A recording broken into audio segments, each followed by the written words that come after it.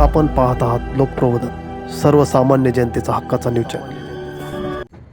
वडगाव येथे 2 ट्रकची समोरासमोर टक्कर, भीषण आगीत रूपांतर। मालेगाव तालुक्यातील वडगाव येथे पहाटे सुमारे 3 वाजता 2 ट्रकची समोरासमोर टक्कर होऊन भीषण आग लागली। मिळालेल्या माहितीनुसार ग्रामपंचायत कार्यालयासमोर आणि रिक्षा स्टॉपजवळ हा अपघात घडला। एका ट्रकमध्ये केमिकल सारखा ज्वलनशील पदार्थ होता, तर दुसऱ्या ट्रकमध्ये साड्यांचा माल भरलेला होता। धडकेनंतर दोन्ही ट्रकने पेट घेतला आणि आगीचे मोठे लोट दूरपर्यंत दिसत होते। केमिकलमुळे आगीची तीव्रता अधिक वाढली। या घटनेत एका ट्रकचा चालक गंभीर असून त्याला वाचवण्याचा प्रयत्न करणारा एक स्थानिक नागरिक ही गंभीर आहे। चालकाला बाहेर काढण्याचा प्रयत्न करण्यात आला, मात्र आगीमुळे ते शक्य झाले नाही। पोलीस प्रशासनाने वेळेत येऊन त्याला वाचवले, मात्र काही प्रमाणात आगीच्या लोटाने तो जखमी झाला।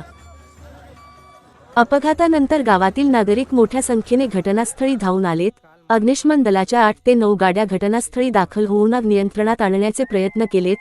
पोलीस प्रशासनानेही तात्काळ येऊन परिसरात बंदोबस्त केला।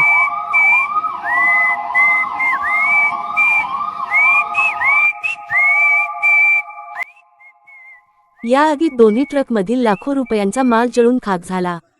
पुढील तपास पोलीस प्रशासन करीत आहे। लोकप्रबोधन मराठी न्यूज नेटवर्क, महाराष्ट्र, मालेगाव।